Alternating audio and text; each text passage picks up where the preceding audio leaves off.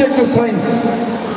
নিশ্চয়ই আমাদের অনেক প্রতিভাবান খেলোয়াড় আছে, যত প্রতিভাবান খেলোয়াড় বাংলায় আছে এই আমার মনে হয় না সারা ভারতবর্ষে আর কোথাও আছে।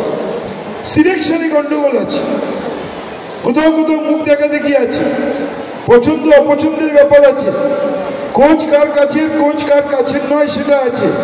একজনও প্রতিভাবান খেলোয়াড়কে বঞ্চিত করা যাবে না, বাংলায় কোনো খেলোয়াড়কে বঞ্চিত করা যাবে না। আমার মনে আছে একটা সময় টেবিল টেনিসে, আমি নাম বলতে চাই না, একজন সেক্রেটারি ছিলেন, একটি মেয়েকে ইচ্ছাকৃতভাবে বাদ দেওয়া হয়। আমি তাকে ডেকে নিয়েছিলাম আমার অফিসে নবান্নতে, অজিত বন্দ্যোপাধ্যায় ছিলেন, বলেছিলাম মেয়েটিকে নিতে হবে। আজকে মেয়েটা আমাদের গর্ব, শুধু আমাদের বাংলার নয় দেশের হয়ে গোল্ড নিয়ে আসছেন, সিলভার নিয়ে আসছেন, তাকে বাদ দিয়ে দেওয়া হচ্ছে। এই জিনিস চলতে পারে না। এই রিপোর্ট যদি আমাদের কাছে কোনো জায়গা থেকে আসে তাহলে কিন্তু সেই অ্যাসোসিয়েশনকে আর স্পেয়ার করা হবে না। ভালো কথা সবাই বলতে পারেন, মিষ্টি সবার খেতে ভালো লাগে, কিন্তু তৃতীয়টাও শুনতে হবে। আমরা এগোতে পারছি না।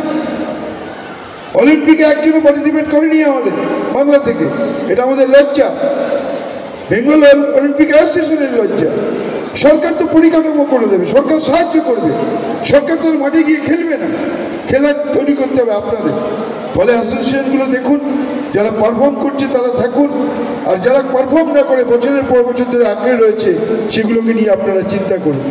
এবং যারা পদক আনতে পারছে না ক্যাটাগরিতে ভাগ করুন, কারা পদক দিতে পারছে কারা পারছে না সেখানে আপনারা বিশেষভাবে নজর দিন। তাহলেই আমার মনে হয় আমাদের মাননীয় মুখ্যমন্ত্রী তার যে পরিকল্পনা, আজকে বাংলাকে নিয়ে এত সমালোচনা, এত কুৎসা, কিন্তু দেখুন কেন্দ্রীয় সরকার যখন একটা অ্যাওয়ার্ড ঘোষণা করছে তার প্রথম স্থান দখল করছে আমাদের বাংলা। তাহলে কেন স্পোর্টসে আমরা পারবো না? এটাও আমাদের প্রতিজ্ঞাবদ্ধ হতে হবে, শপথ গ্রহণ করতে হবে। আমি শুনছিলাম সবাই বলছিলেন যে আমাদের 38টা অ্যাসোসিয়েশন আর 6টা অ্যাসোসিয়েট অ্যাসোসিয়েশন, তাহলে কত হলো? আমি যদি 6টা অ্যাসোসিয়েশনকে বাদও দিই, এই 38টার মধ্যে মাত্র 14টা অ্যাসোসিয়েশন অ্যাওয়ার্ড পেয়েছে, বাকি 24টা অ্যাসোসিয়েশন জিরো। আমাদের কিন্তু ভাবতে হবে। সবাই বলছেন আমাদের প্রথম স্থান দখল করতে হবে, প্রথম স্থান দখল করতে গেলে সবার ইকুয়াল পার্টিসিপেশন দরকার। আমি বলবো বেঙ্গল অলিম্পিকের সভাপতি যিনি আছেন, সম্পাদক আছেন, আমাদের যিনি মুখ্য উপদেষ্টা আছেন, এই 24টা অ্যাসোসিয়েশনকে নিয়ে আপনারা বসুন। কেন তারা একটা পদকও আনতে পারলো না?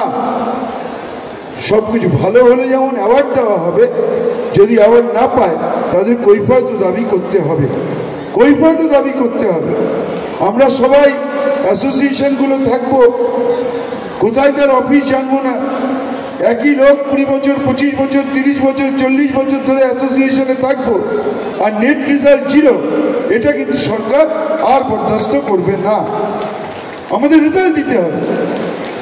আমাদের দপ্তর একমাত্র দপ্তর, প্রতিটা খেলার জন্য একজন করে অফিসার দেওয়া আছে, যখন যা দরকার 24x7 আমাদের দপ্তর।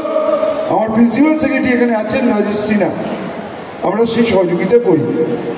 যখন যা দরকার যদি সরকার করে, 78টা শুধু স্টেডিয়াম, সমস্ত রকম পরিকাঠামো সরকার করে দিয়েছে, সব বিষয় মমতা বন্দ্যোপাধ্যায় এগিয়ে এসছেন।